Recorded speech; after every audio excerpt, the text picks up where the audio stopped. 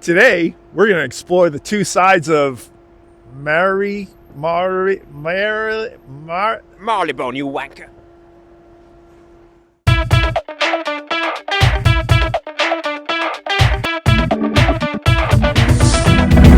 Marylebone is a section of London found north of Oxford Street and south of Regent Park. We're going to visit some places here that will amaze and delight you. Marylebone got its name from the parish church that was dedicated to St. Mary. It was situated near the River Tyburn, and the village became known as Mary-on-Bourne, or as the French community called it, Marylebone. Eventually, the pronunciation evolved to Marylebone. This is the fourth version of the parish church. It was opened in 1817. Charles Dickens was a member, and Charles Browning married Elizabeth Barrett in this impressive church. Pop in if you get a chance. It's really stunning inside, especially the massive pipe organ. Most of Marylebone is historic buildings, charming shops, restaurants, stylish townhouses, and private mews. But the other side of the coin in Marylebone is this area in Baker Street, principally Madame Tussauds Wax Museum.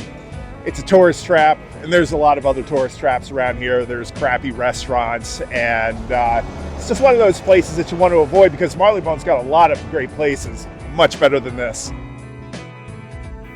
I don't mean to be too harsh. I'm sure there's an appeal to Madame Tussauds and the Sherlock Holmes museums, but it's pretty clear that this whole area is geared toward tourists, not locals. But in my opinion, the locals are lucky because they sure don't want the tourists to know that one of London's finest high streets is about a block away. High-end boutiques, bakeries, pubs, and restaurants offer high street shoppers just about everything they could ask for, including the Daunt Bookshop, an original Edwardian bookshop with gorgeous oak shelves and glass skylights that add an unbelievable ambiance.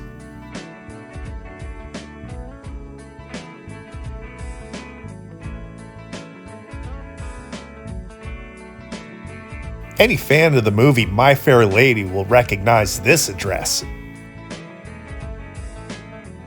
Just you wait, Henry Higgins, just you wait.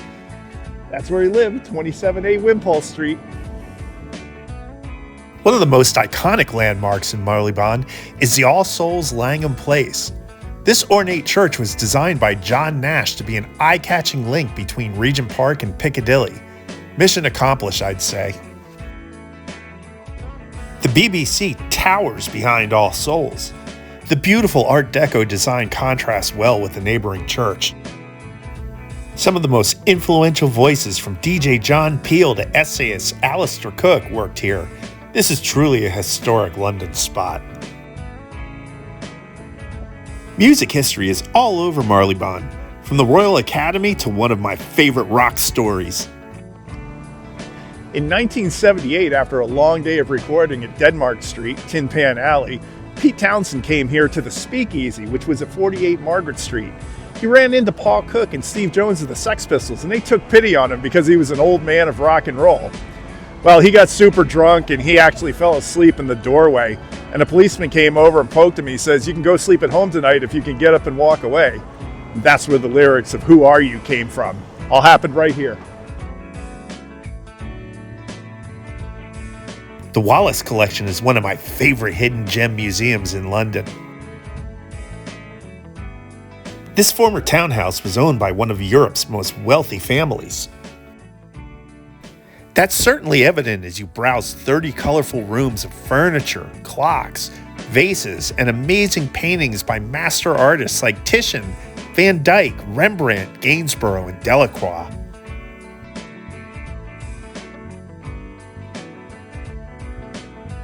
Because so many of London's elite live in Marylebone and nearby Mayfair, there are some of the city's hottest restaurants here.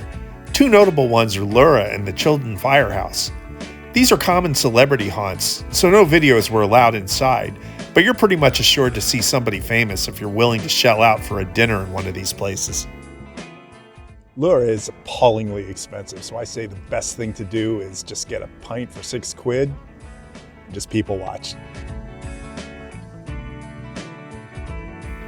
The southwest corner of Marylebone is mostly residential, with some shops and restaurants. Some of my favorite people-watching pubs are here, as well as Zoilo, a terrific Argentinian steakhouse that I recommend. Marylebone is also known for having a lot of plastic surgery clinics. And that's a good thing when Madonna is a resident. And speaking of celebrities, you can't tell the story of Marylebone without the Beatles. And there are a few huge Beatles sights to see. Well, unfortunately, I've got no control over when there's scaffolding in front of a famous building, but we have a Beatles threefer here. Number one. This is Ringo's old flat, so he rented that out to John and Yoko.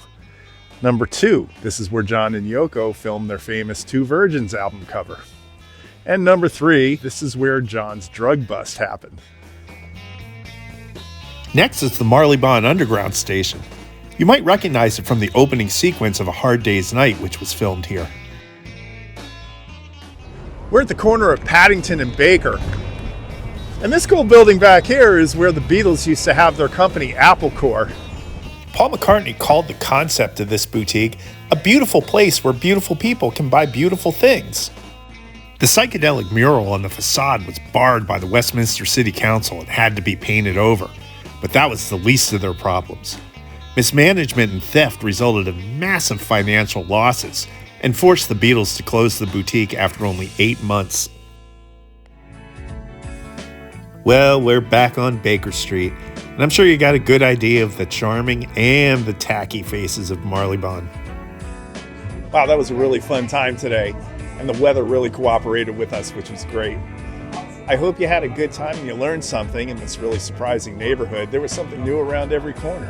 And if you got something out of it, please like, subscribe, and share. Really appreciate it. Cheers.